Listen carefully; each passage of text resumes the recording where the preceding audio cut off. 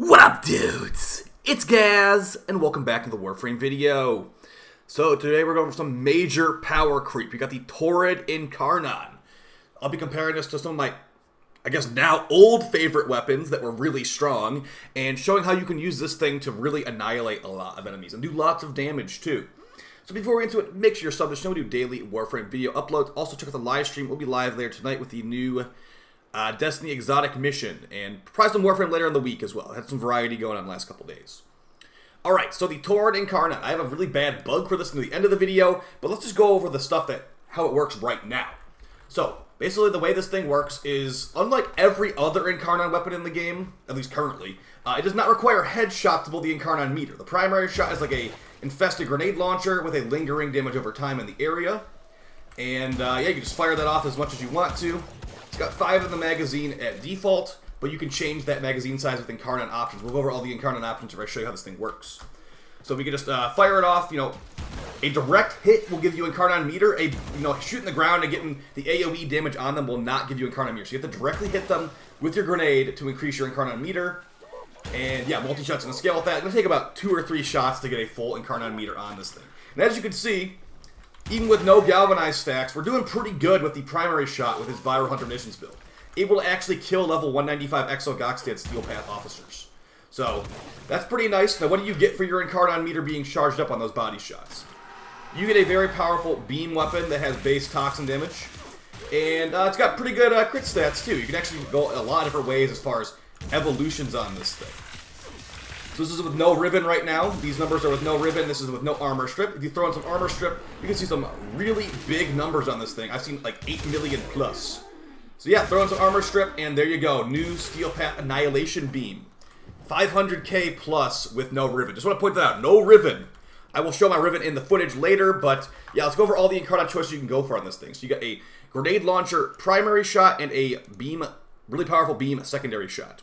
Incarnon mode. So as far as your options here on Tier 2, I'm going to actually show you something with my special ribbon later in the video, but your options are Final Fusillade, which will increase your base damage by plus 51, and give you plus 3 multi-shot in the last shot in the magazine. So, something really major about that to remember is that this thing has 5 in the magazine, so that's only be on the final shot in the magazine. That extra bonus. But the 51 base damage is nice, and the other option is not as much base damage on Evo 2. So, Evo 2's other option is Plentiful Mayhem, increasing base damage by plus 31. And it's got that thing where multi-shot consumes ammo directly from the magazine capacity and increases damage by 60%. That's going to shoot through your ammo real fast. This thing has plenty of Incarnon ammo, so you could try it. But I just don't like that Incarnon option at all. I'm going to stick with the multi-shot in the final round of the magazine, especially when I show you my Riven with minus magazine size. Pretty much going like Vectis Prime up in here with Prime Chamber, the way that this thing works. So, interesting there. We've got a Tier 3, your utility options. You've got magazine size. You've got the one I've got, which is Lingering Field. So on reload from empty, this will still feed into the other Incarnon. When you reload the weapon from empty, it will increase the lingering duration of the field that we showed. It will become double on the first shot. So if you have a 2-round magazine like I do with my Riven, first shot of the magazine will have a double duration of the lingering. The second shot of the magazine has plus 3 multi-shot. So if you get a minus 50% magazine size Riven, you can do crazy stuff with this thing in the non-Incarnon mode. But it's still really good even without a minus magazine Riven. So if you don't have a minus magazine Riven, maybe try out one of the other ones like projectile speed or magazine size. I don't think magazine size is really needed on this thing, but hey, sure, why not? Projectile speed's also going to be pretty good. For the final Evo, these are some really powerful choices, actually. We've got plus 20% crit chance, which is nice. That's actually going to be added on flat. But the other options are really strong, too. Survivor's Edge gives you 15% crit chance and 15% status chance. So overall, like a 30% increase in overall stats versus the other one giving you 20%, but it technically doesn't give you as much crit. And this thing is usually overkill on status, I've noticed.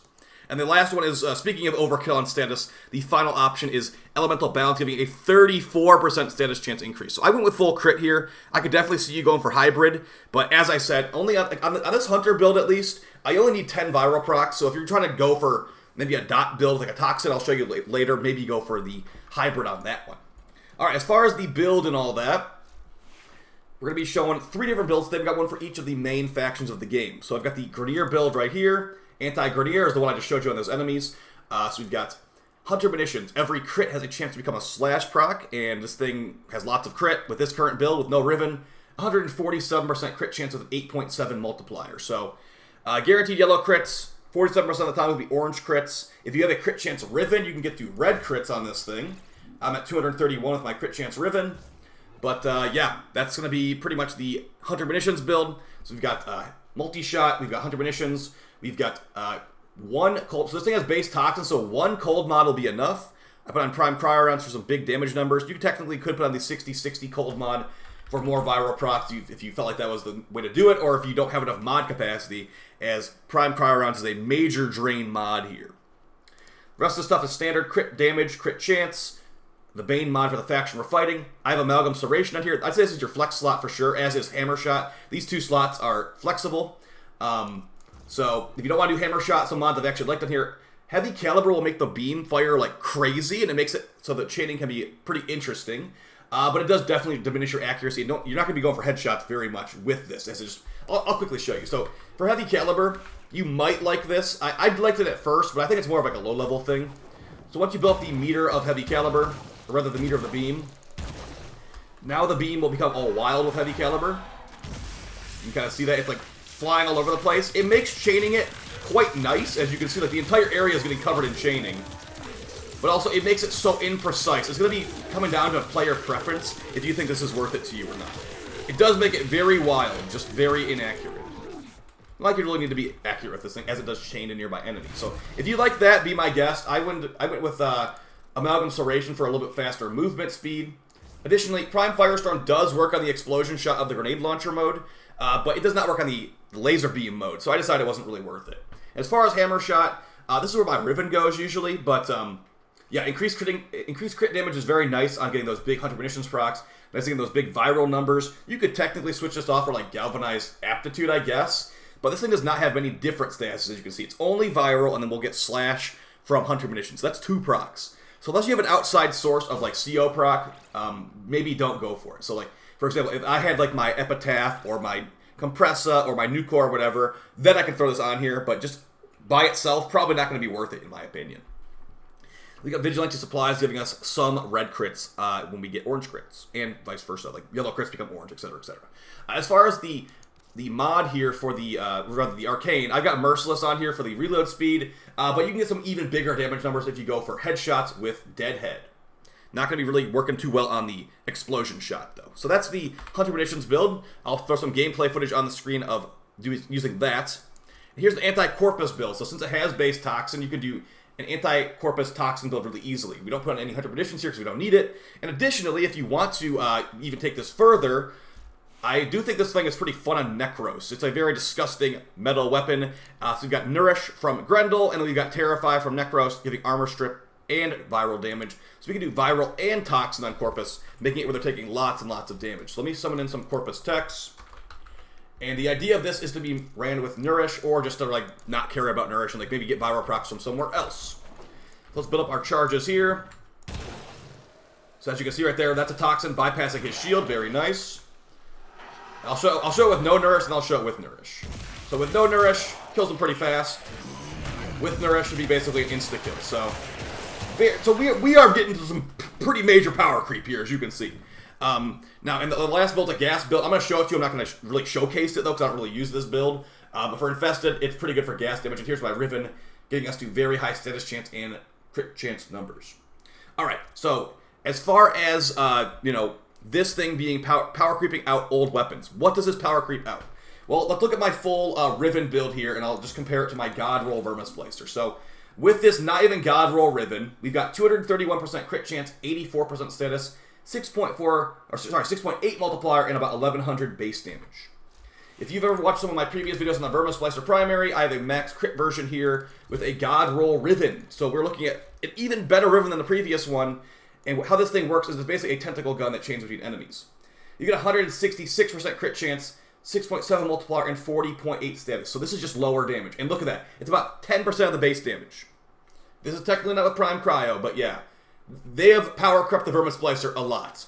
This thing can still be used, technically, but they have power crept this thing pretty much out of my weapon pool. So even somebody with a God Riven is not looking to use this anymore. Now the Torid Incarnon is out. just to compare how fast these kill times are. I'm gonna even throw in some armor strip here. So first couple kills, it's terrible. Terrible compared to that, at least.